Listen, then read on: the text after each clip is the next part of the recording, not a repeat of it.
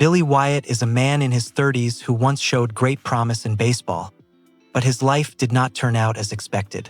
He lives in a cheap hotel with a waitress with whom he has a temporary relationship. His days are monotonous until one day he receives a phone call. It is his mother, Jeannie. She informs her son that their old friend and Billy's former nanny, Katie Chandler, has died. Moreover, in her will, Katie specified that Billy should dispose of her ashes. She claimed that he was the only one who would know what to do with them.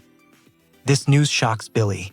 He agrees to return home, although he does not understand why Katie has placed such responsibility on him.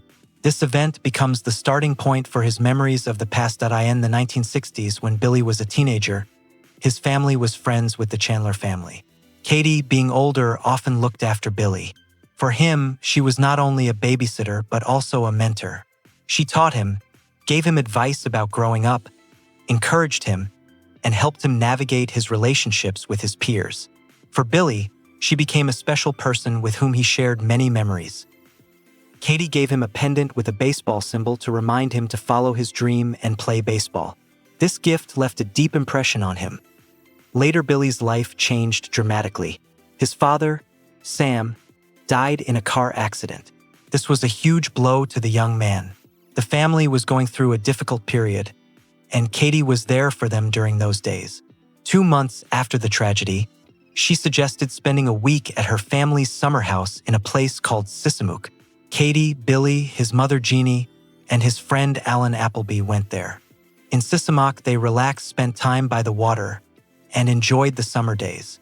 But Billy noticed that Katie was too eager to persuade his mother to let go of the past and move on after her husband's death. This hurt Billy, and tension arose between them. The next morning, he apologized to her. They became close again and spent the rest of the weekend together. At that moment, Katie reminded him again that he should continue playing baseball, because that was his passion and talent. This episode became the last significant memory of their time together. The return to the present shows Billy coming home. He meets with Katie's father, Hank, who gives him an urn containing his daughter's ashes. Hank suggests holding a ceremony at the church, but Billy isn't sure that's what Katie would have wanted. He doesn't know what decision to make, so he goes to Sissamook to be where their memories remain. Billy meets his old friend Appleby. They spend the night together, reminiscing about the past and driving around town in Katie's car. The ashes are with them the whole time. They try to figure out what the right decision is, because Katie entrusted this to Billy. Still unsure, Billy goes to Katie's parents' house. There, he remembers a story she once told him about how she dreamed of running along the pier one day, jumping off and flying as freely as the birds above the water. This memory gives him the answer. Billy walks to the pier. He runs across the wooden planks, goes to the very edge, and scatters Katie's ashes in the air above the water, fulfilling her dream just as she had once described it.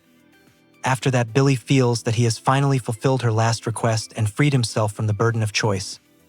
Billy returns to baseball. He joins a minor league team and carefully tends to the field before each game. For him, it's not just a job, but a way to rediscover himself. During a game, Billy steals home, repeating the same maneuver he made in his last game before his father's death.